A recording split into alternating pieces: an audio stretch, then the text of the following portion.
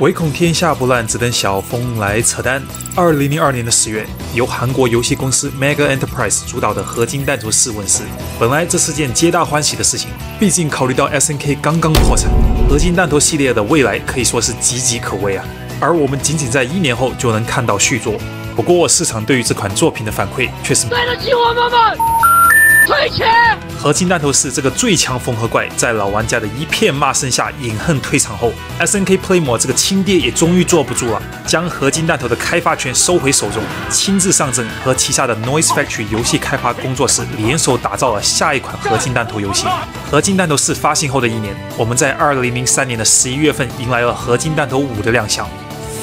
怎么说呢？不能说它差，毕竟世代中遭人唾骂的痛点都在这一代得到了妥善的处理。它并没有过分的反复利用旧素材来忽悠玩家，全新的环境，不一样的敌人，过目难忘的载具，以及美观独特的 BOSS 设计，单单从诚意上就已经超越了世代。然后他还替换掉了不受待见的特雷弗和纳迪亚，让经典人气角色塔玛和伊努回归主力部队。现在情怀都到位了，你还怕玩家不买单吗？最后还有滑铲技能的添加，通过蹲下加跳跃键释放，能借其快速的位移躲避攻击，过程中还可以继续射击。先不管好不好用，看起来就特别帅气。当然，这个改动也让游戏的玩法得到了该有的创新。乍一看还是能给人眼前一亮的 feeling， 至少让我感觉这游戏还有救。但你要说它好吧，我也咽不下这口气，因为这款游戏是个未完工的残次品。SNK Playmore 过于急功近利，想用最短的时间做出最大的改变。首先，我们纵观整个合金弹头游戏的开发史，合金弹头4到5代和最成功的1到3代相比，研发时间足足缩短了1半。当然，并不是说缩短时间不行，如果只是想做个加强版来割一割韭菜，也许玩家还是会买单的。毕竟合金弹头 X 就是个很成功的案例。不过，当研发组想要大刀阔斧的转变，给玩家焕然一新的体验，仅仅1年的开发时间，明显是捉襟见肘。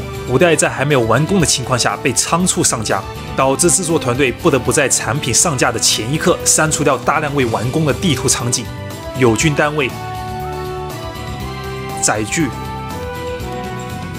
弹药，甚至包括2场对剧情极为重要的 BOSS 战。这直接导致关卡先后顺序的矛盾，并且故事剧情烂尾，给通关后的玩家留下诸多疑问。不过不用担心，本期视频小凤会加入官方删除的废案，给各位小伙伴还原一个最完整的故事线。为了能让故事情节按照正确的顺序发展，小凤我会按照游戏发售前原定的关卡顺序来进行讲解。那么我们废话少说，街机的老规矩，先投币后开机。2031年注定是多灾多难的一年。年初，游隼小队联合了摩登军与火星人，共同击溃了外来种族侵略者之王。年中，收拾了阿马迪斯组织散播出来的白银病毒恐怖袭击。还没等众人喘口气，世界的和平再一次遭受到了威胁。一天，在非洲的雨林里，一群原住民发现了一个从天而降的神秘面具。原住民的大酋长在好奇心的驱动下，将它戴在脸上，瞬间1道闪电劈下，让大酋长窥窃到了神的智慧。大酋长利用这超越人类的智慧，很快地征服了当地的各个部落以及雇佣兵团，建立起了自己的武装组织托勒密军团。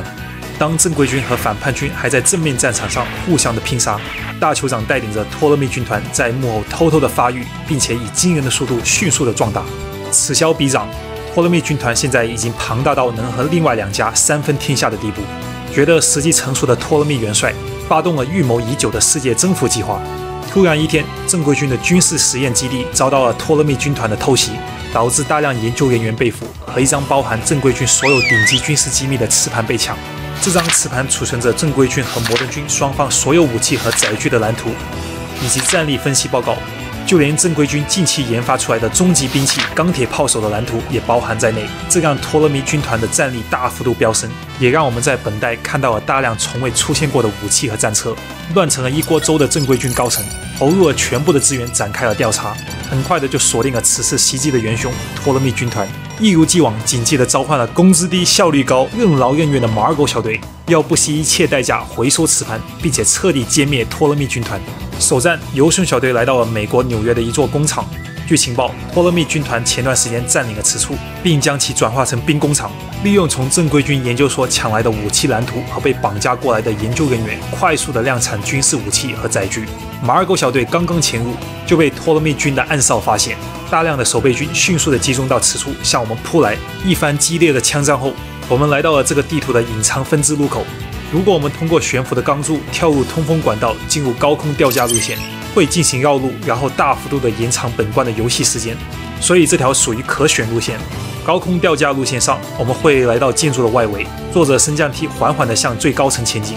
一路上能从窗外看到大量托勒密军制造的机甲，不过每层的敌人也能通过透明的玻璃看到我们，然后像疯狗一样破窗而出。一番恶战后，我们推进到了兵工厂内部，并能在这里夺回正规军的终极兵器钢铁炮手 SVR-001。不得不说，这个造型也太帅了。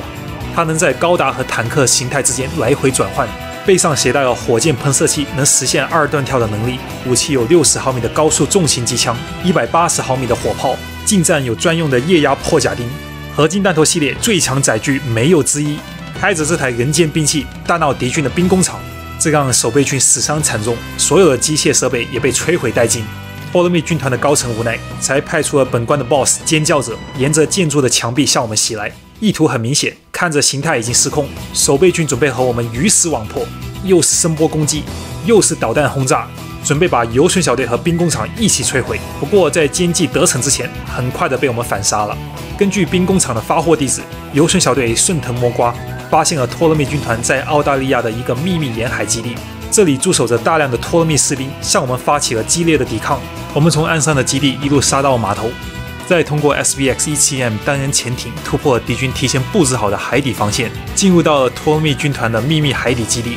一番大杀四方后，大伙发现了一个通往地面的出口。出来后，眼前是一望无际的沙滩，眼看四处无人，懵逼的众人刚想呼唤直升机撤离，沙漠幽灵突然从地里袭来，大伙被迫仓促应战。沙漠幽灵是一台由托勒密军团研发出来的潜艇，能在沙漠中自由地挖掘前行。潜艇上装备了一系列重武器，能向我们投射出多种火力密集的弹药。一会下场火雨，一会又来一群闪电球，躲避起来十分的讲究技巧。不过在我们风骚的走位下，击沉它也只是多投10几个币的事情了。击败 BOSS 后，众人详细的查阅了从海底基地里带出来的机密文件，文件里多次提起了一个位于非洲火焰走廊的寺庙。正规军猜测，这很有可能就是托勒密军团的大本营。于是游隼小队连夜赶往此处，众人坐着战斧老头驾驶的独木舟，通过河流开往火焰走廊寺庙。不过作为托勒密军团的发源地，一路上都是敌人的眼线。很快我们就遭遇到了来自托勒密士兵和土著居民四面八方的袭击，一路血战到寺庙内。虽然摆脱了追兵，但大伙并不敢放下警惕，因为这里面也是机关重重，定时坍塌下来的刺墙，墙中随机喷出的猛火，还有能够自爆的蛆虫。当我们推进到寺庙的深处，这里会出现多条分支路线。首先，这个路口会以阶梯分割成2条路线：熔岩路线、密道路线。然后密道路线上又会额外分割出2条路线：黑色猎犬路线、阉割版的熔岩路线。哟，这个小可爱搞得有模有样，有点3代的味道了。第一个分岔口往上跳就能进入熔岩路线。这里到处布满岩浆河流，这条路唯一的好处是能获得合金弹头坦克，并能将它开入 BOSS 战。不过各位手速一定要快，因为这台合金弹头好像没有拉手刹。第一个分岔口往下爬就能进入密道路线，密道路线上能获得一台钢铁炮手，让我们一路大杀四方，还是那么的爽。当我们来到密道路线上的分岔口，往左走就会进入一个实验场地。眼前会出现一台以合金弹头为原型的无人战车黑色猎犬，还有一堆敌军士兵的尸体。明显这台无人战车已经失控，正在部分敌我的进行攻击，将其击败就能进入 BOSS 战。不过钢铁炮手是不能带到官邸的。如果我们在分岔路往右走，进入前会立刻放弃钢铁炮手，徒步进入一个阉割版的熔岩路线。虽然我是不太理解要放弃钢铁炮手的逻辑啊，但和一个残次品较真也实属没必要，默默的接受就好了。官邸等待着我们的是托勒密军团依靠着合金弹头蓝图研发出来的 BOSS 合金之源，说白了就是台 XXL 码的合金弹头，配有重型机枪和火炮。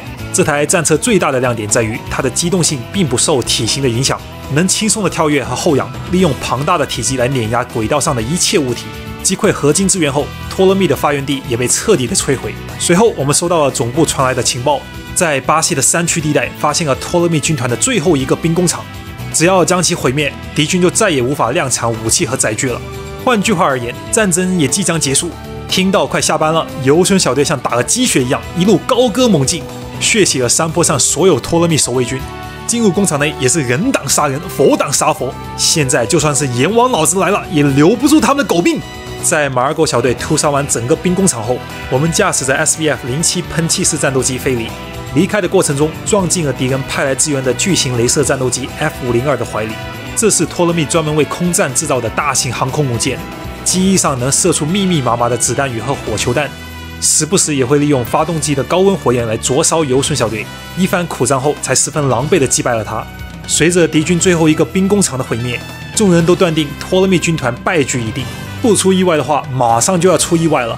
剧情突然发生了反转，总部突然传送来了前线的败报，大酋长集结起了托勒密军团的精锐部队，乘坐着古代遗迹里挖掘出来的石龟，攻克了日本大阪。而且大酋长现在正在石龟上的蒙马塔高处进行着某种召唤仪式。原来托勒密军团之前的一系列行动都只是个障眼法，为的是牵制住正规军的挂壁部队，给大酋长足够的时间收集召唤古代邪神仪式需要的材料。只要邪神顺利的降临，人类也必将大祸临头。听到这个消息，游隼小队大惊，驾驶着能脱离地心引力的Toyota小轿车往祭坛飞奔而去。进入城市内，因道路的损坏，众人只能弃车转向地底路线。隧道里，我们通过正规军新研发的载具地底蜘蛛，很快的就突破了托勒密军团的防线。走出地铁隧道后，祭坛也近在咫尺。不过同时，为了给召唤仪式争取时间，剩下的所有托勒密士兵发了疯般的朝我们扑来。解决掉这群杂碎后，敌军也终于到了一个无人可用的地步。敌军的指挥官便亲自上阵，拖延时间。在我们歼灭掉外围的所有托勒密守军后，按照原剧情，游隼小队需要经历一连串疯狂又刺激的 BOSS 战。首先，游隼小队会和梦马塔下的石龟进行一场 PK， 击败后，石龟的视角遭到破坏，让它无法继续移动。不过这段在正版里被删除了，所以很难解释得清楚为什么这座巨型梦马塔会在市中心突然出现。接下来，众人进入到了石龟的内部，一路攀爬到中层，再和梦马象爆发了又一场小型 BOSS 战。原设定里应该是有4只梦马象，正版里遭到了阉割，只剩2只。梦马象由托勒密军团的士兵操控，能通过鼻子发出激光攻击，同时天上会掉落大量的自爆蛆虫来限制玩家的走位。当我们把 BOSS 打残血，他便会转用鼻子来暴击我们。然后在蒙马塔的塔顶，我们会打断大酋长的召唤仪式。愤怒的大酋长会使用出一系列超自然的攻击方式对我们进行打击。尽管我们最后血战险胜，大酋长还是用最后一口气完成了召唤仪式。可惜啊，这段 BOSS 战也被删除了，直接导致大酋长的去处成为了一个谜团，还有邪神的来源得不到一个合理的解释。关底的最后，我们要面临从魔界降临的古代邪神，堪称合金弹头系列里最强赤壁怪，攻击路数野，杀伤范围大，极难躲避。一堆巨型能量球毫无规律地砸向主角团，我鞋子和裤子都快铲平了，也无法全部躲开。然后 BOSS 每次挥舞镰刀的时候，那个过场动画每次看了都是胆战心惊。BOSS 的杀伤力是毋庸置疑的，而且现有的攻击方式也十分的炫酷。不过嘛，我还是想吐槽一句，攻击方式也太少了吧，一共就2种，显得是不是有点单调了？浪费了一个好 BOSS。在耗费了不知道多少币后，终于一枪一枪的将邪神给逼疯了。这里他并没有输，只是选择了飞向远方，不屑和我们这群挂逼一般见识而已。到这里，合金弹头5的剧情便结束了。可能有朋友会问，剧情都说完了，我们的主角摩登人呢？这和主剧情有什么关系？问得好，简单来说，没有半毛钱关系。5代和4代一样，纯属番外篇。但是，尽管只是个番外篇，而且还是个残次品，小峰我依旧认为有推荐给各位的必要。整个合金弹头5，无论是操作体验、故事剧情、敌军单位、人物载具，还是 BOSS 设计，方方面面我们都能感受到制作团队的诚意。SNK Playmore 必然是希望靠这款作品打一场漂亮的翻身仗，只可惜太过心急啦。如果能再将它精心打磨1年，以完全体的面貌出现在我们面前的话，我敢断定，就算它不能超越3代，也必然能紧随3代后成为又一款封神之作。不知道各位小伙伴是怎么看待这款离神作只有1步之遥的合金弹头5呢？好的，感谢各位的收看，我们下一期老时间、老地点不见不散，拜拜。